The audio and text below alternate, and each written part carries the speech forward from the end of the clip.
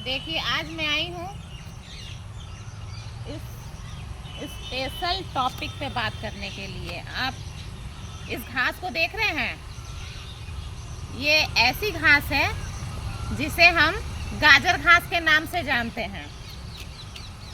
और ये गाजर घास जो है ये इतनी ज़्यादा खतरनाक घास है, ये हमारी बॉडी को बहुत नुकसान पहुंचाती है।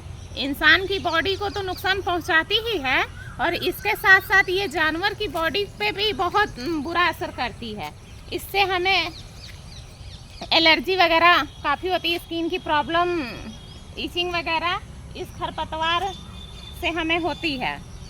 और अगर हम पेड़ पौधों से जुड़ा काम कर रहे हैं, जगह जगह हम पेड़ पौधे अगर लगा रहे हैं, तो हमें आजकल देख रहे हैं थोड़ा बारिश का सीजन है, तो ऐसे ऐसे घास हर जगह जो है बहुत ज़्यादा मात्रा में ये फैल जाती है। अगर एक पौधा है तो ये एक पौधा जो है ये पूरा एरिया को कैप्चर कर लेगा, इतना इसमें अपना एक कैपेसिटी होता है। एक्चुअली ये जो घास जो है, ये घास जो है मैक्सिको का दिया हुआ है। वहाँ से जो है भारत में कुछ अनाज आया था। अच्छा। तो उस समय जो है वो अनाज के साथ जो है इसका बीज को भी जो है भेज दिया गया था, बहुत मात्रा में भेज दिया गया था। अच्छा। हाँ, तो हम लोग अनाज को तो यूज कर लिए, लेकिन साथ ही साथ जो है जो उसका जो बीज था जहाँ तहाँ जो फेंक दिया गया था, तो ये जो है खरपतवार के रूप में निकल गई है। ये कोई एंगल से जो है हम लोग के लिए या हमारे वातावरण के लिए जो है सही नहीं है। इसका जो है ना, हम लोग जो है अगर प्लांट पे काम कर रहे हैं, पेड़ पौधे पे काम कर रहे हैं, तो इस तरह का जो घास जो है उससे भी निपटना एक चैलेंज हमारे लिए है। अच्छा। हाँ, बात यहाँ ये है कि सबसे पहले बात ये है कि ये जो है ये दमा का रोगी जो है अगर इसके संपर्क में आएंगे तो उनका सांस जो है फूलने लगेगा। तो ये मतलब इतनी ज़्यादा खतरनाक है ये बहुत घास। ज़्यादा खतरनाक है। आप देख सकते हैं, आप इसका स्किन में लगा के देखिए, आपका स्किन में भी तुरंत इचिंग होना शुरू हो जाएगा। ठीक है, तो ये स्किन एलर्जी भी पैदा करती है ये घास। ठीक है, और सबसे बड़ी बात है कि ये जहाँ भी उगेगी ना, तो अपने आसपास में किसी भी तरह का जो है फसल को उगने नहीं देता है। ये जहाँ भी रहेगी सारा का सारा फसल को नष्ट कर देगी।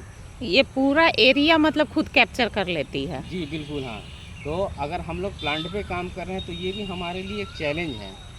इसका जो है इस तरह का जो खरपतवार को जो हटाना, इसका पूरा मूल से हटाना होगा। अगर इसका जड़ छोड़ दिया जाएगा, इसको सबसे पहले हटाने का सबसे सही तरीका है, जब बरसात के बाद जब छोटा छोटा रूप में निकल जाता है, जब इसके ऊपर जो है बीज का दाने नहीं लगे रहते हैं, तो उस समय उस कवाड़ना यानी मतलब उसको हटाना ज़्यादा आसान रहता है, ताकि जड़ से भी कवड़ जाएगा।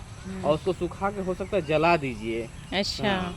तो मतलब अगर इसका जड़ का अंश या इसका जो है फल अगर कहीं गिर जाए तो वो एक से अनेक पौधा अनेक भी बना देते हैं। तो ये हमारे देश के लिए एक बहुत बड़ी समस्या है। ये खरपतवार जो है हमारे देश के लिए बहुत बड़ी समस्या है। तो हम लोगों को अब ये मान के चलना है कि हम लोग पेड़ पौधे तो लगाएंगे, लेकिन इसके साथ साथ जो है इस तरह का जो खरपतवार जो है, इस तरह का जो घास जिसको हम लोग गाजर घास के रूप में जानते हैं, इस गाजर घास को भी जो है हम लोग धीरे धीरे जो है जहाँ तक हो सकता है उसको समाप्त किया जाएगा, इसका मूल को ख़त्म कर दिया जाए। बस इतना ही मैं संदेश देना चाहता हूँ। और आगे अगर आपको कुछ बोलना है तो बोल सकते हैं।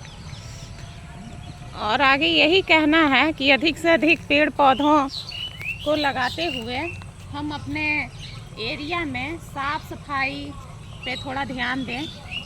स्वच्छ भारत का जो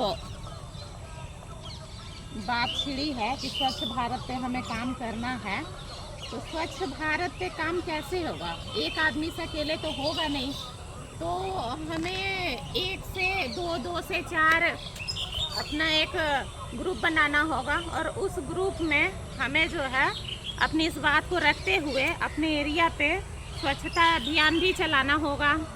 तो इससे क्या होगा कि हमारा एरिया जो है साफ़ सुथरा रहेगा, और वो हमारे लिए ही अच्छा है।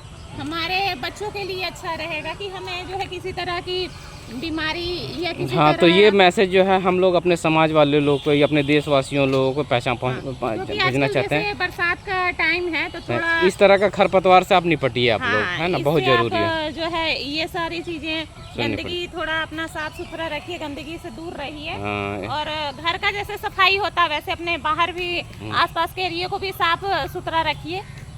थैंक्स फॉर वॉचिंग दोस्तों।